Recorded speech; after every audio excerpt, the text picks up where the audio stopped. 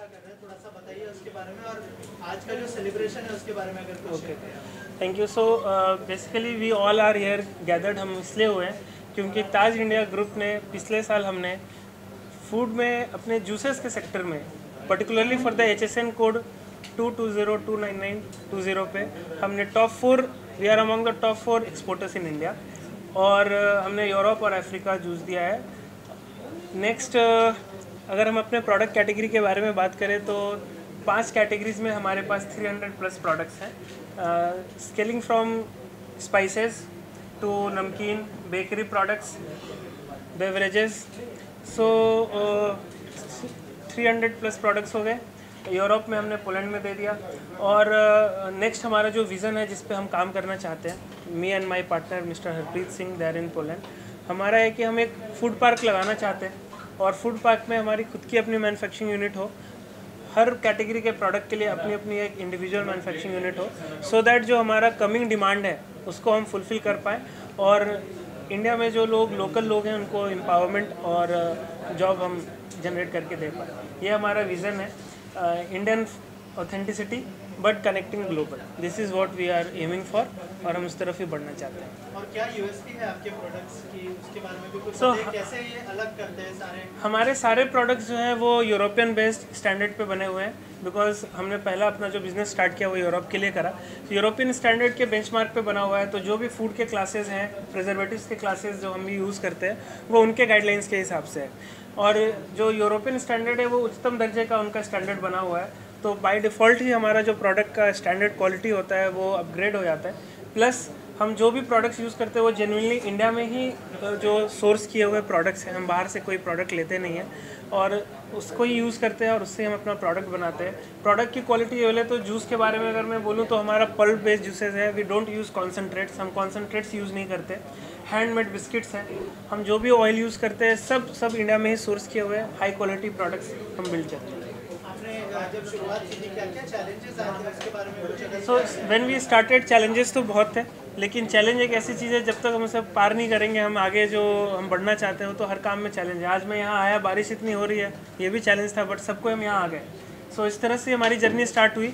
Export करना था तो एक्सपोर्ट का कोई आइडिया नहीं था, but government, thanks to government, उन्होंने जो पॉलिसीज़ बिल्ड करी है उससे हमें बहुत हेल्प हुआ। आगे भी हम जो प्रोजेक्ट का प्लान कर रहे हैं टू मेक एटलीस्ट कि एक हमारा अपना मिनी फूड पार्क तो हम बना पाए। 50 करोड़ का हमारा ये प्रोजेक्ट है, तो उसमें गवर्नमेंट की सब्सिडीज़ पे भी हमारे बात चल रहा है। उनका जो गाइडलाइंस है और जो उनके रूल्स रेगुलेशन है उनको हम अगर मीट करते हैं तो दे हैव एश्योर्ड अस कि हमें उनसे हेल्प मिलेगा। और गवर्नमेंट की तरफ से जैसे आपने बताया कि क्या क्या मतलब कितना इजी हुआ ये प्रोसेस आपके अगर मैं ईजीनेस पे बोलूँ तो अगर जो डॉक्यूमेंटेशन का प्रोसेस है किसी न्यू कमर के लिए, हमें कोई ऑफिस जाना नहीं पड़ा मुझको। अगर इंपोर्ट एक्सपोर्ट का लाइसेंस चाहिए, ऑनलाइन पोर्टल पे आपके लिए अवेलेबल है। प्लस क्लियरेंस का काम ऑनलाइन हो जाता है, सब कुछ हमें डिटेल मिल जाता है। एपिडा के वेबसाइट पे मुझे कनेक्ट मिल जाता है कि कोई ऐसा बायर चाहिए, because a newcomer, what we need is the new business. हमें नया बिजनेस चाहिए, नए लोग चाहिए जिनसे हम कनेक्ट कर पाएँ। तो उसके लिए एक ऑथेंटिक प्लेटफॉर्म गवर्नमेंट ने अच्छा बिल्ड किया हुआ है जहाँ पे हम कनेक्ट हो सकते हैं एपिडा का, उससे भी हमें बहुत हेल्प मिलता है। इन प्रोडक्ट्स के अलावा और कुछ प्लानिंग है, और कुछ एड ऑन्स आ रहे हैं या कुछ यूनिक लेके आओगे? हाँ, हमारे पास जो अभी कमिंग अपलाइन प्रोडक्ट्स हैं जिस पे हम वर्क कर रहे हैं वो है इंडिया का स्पेशल टी, जो इंडिया में ही सोर्स होता है और हम उसको एक्सपोर्ट करना चाहते हैं, बाहर के विदेश के देशों में देना चाहते हैं। और प्लस हमारा ऑयल पे काम चल रहा है, we are about to launch our own oil. Oil में जैसे कि हमारा सीसम ऑयल होता है, उसके बाद सनफ्लावर ऑयल होता है, सब और organic and cold press oil जिस पे हम काम कर रहे हैं। ये हमारे फ्यूचर प्रोजेक्ट्स हैं जिस पे हम वर्क करेंगे। एक्सपोर्ट करना एक बहुत बड़ा चैलेंज होता है, उसके बारे में कुछ बताइए कि एक्सपोर्ट जब आपने शुरुआत की तो कैसे, मतलब उसमें क्या क्या चैलेंज? हाँ, सबसे पहले तो एक्सपोर्ट का जो इनिशियल, जब भी हम एक्सपोर्ट के बारे में सोचते हैं तो सबसे पहले हमारे दिमाग में आती है वो सेफ्टी पेमेंट्स को लेकर के, कि हमने किसी को स्टॉक देना है, वो हमारे से 10,000 किलोमीटर दूर बैठा है ना, मैं कभी गया उसके पास, और how we can build that trust कि वो हमारे प्रोडक्ट पे भरोसा करे और मैं माल दूँ और मुझको वो पैसा टाइम पे क्लियर कर दे। इसके लिए गवर्नमेंट ने बहुत अच्छा सेटअप बनाया हुआ है जहाँ पे बैंक को गारंटी मिल जाती है बीच में, और गवर्नमेंट के कुछ कम्युनिटीज़ बने हुए हैं पोर्टल जहाँ पे जिनके थ्रू अगर हम डील करते हैं तो गवर्नमेंट टेक्स द रिस्पॉन्सिबिलिटी कि आपका पैसा कुछ होता है तो वो फिर उसके आगे उस पर काम करती है। तो ये चैलेंज हमने फेस करा। दूसरा जो चैलेंज हमें आता है इसमें वो ये है कि फॉर अस एक्सपोर्ट करने के लिए आपको क्या चाहिए कि सारे लाइसेंसेस, क्लियरेंस, ये सारा डॉक्यूमेंटेशन आपके पास होना चाहिए। तो इसका नॉलेज गैदर करने के लिए इस पर कैसे काम कर सकते हैं, यहाँ पे भी गवर्नमेंट ने अच्छा काम किया हुआ है, पोर्टल्स बनाया हुआ है जहाँ से आप नॉलेज ले सकते हैं। यूट्यूब पे नॉलेज अवेलेबल है, प्लस एजेंसीज हैं जो सपोर्ट करती हैं इस चीज़ में। आपके जितने भी प्रोडक्ट्स हैं आपने बताया कि सब एक्सपोर्ट होता है, तो जिन कंट्रीज में एक्सपोर्ट होता है तो वहाँ से आपको फीडबैक मिलता है वो कंट्री से उन लोगों का, तो ऐसे कौन से प्रोडक्ट्स हैं जिसके अच्छे फीडबैक्स आपको मिलते हैं जिससे आपका मनोबल और बढ़ता है कि हम और आगे कर सकते हैं? बहुत अच्छा क्वेश्चन किया आपने। अभी रिसेंट में हमारा जो जूस है, अफ्रीका एक ऐसी कंट्री है जिसे हम थोड़ा अंडर एस्टिमेट करके चलते हैं ना कि हाई क्वालिटी यूरोपियन प्रोडक्ट, वहाँ तो लोकल सोर्स होता होगा।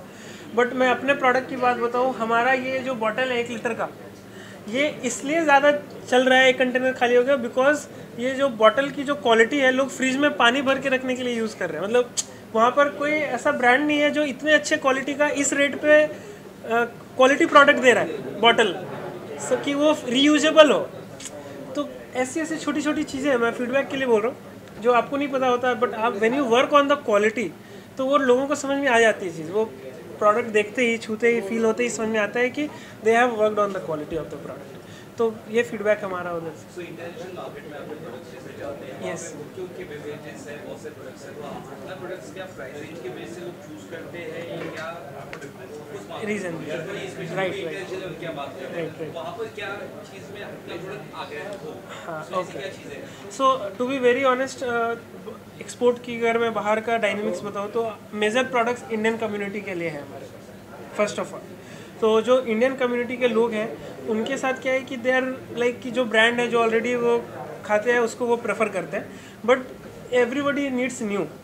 और क्वालिटी चूँकि हमारी अच्छी है तो पिक करने तक का ही चैलेंज है, but once they pick it up तो वो रेगुलर रिपीट यूज़ में आता है। और that's how we are slow growing, but हमारा रिपीट रेट्स बहुत अच्छा है प्रोडक्ट का। एक बार कोई घर लेकर के जा रहा है तो वो वापस से रिपीट में बोल रहा है कि हमें ये प्रोडक्ट चाहिए आपको।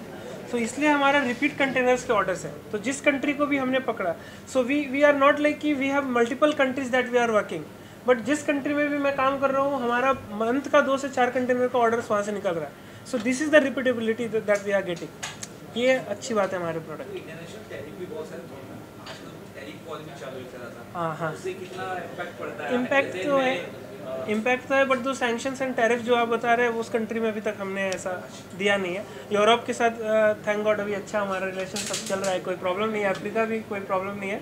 हाँ, बट वॉर की वजह से बीच बीच में डॉलर के प्राइसेस अप हो जाते हैं। अभी हमारा जो फ्रेट चार्जेस है वो बढ़ जाता है।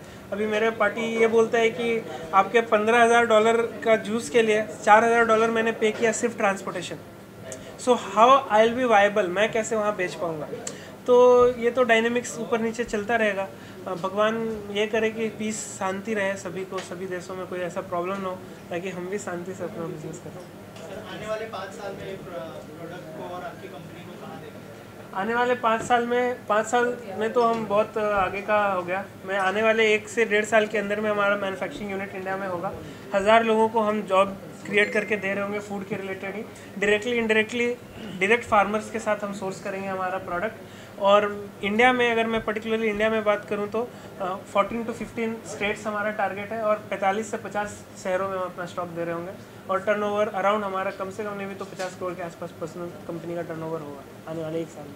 5 साल में तो बहुत ज़्यादा है, बट आई एम प्रॉमिसिंग कि जिस तरीके से मेरी टीम बन रही है और जो विज़न है और जो प्रोडक्ट का क्वालिटी है, हम जो टॉप लीडर्स हैं FMCG के, चाहे वो ITC हो या हम हिंदुस्तान यूनिलीवर को देखते हैं, ताज इंडियन ग्रुप को भी आप उसके साथ ही खड़े देखेंगे 5 साल के।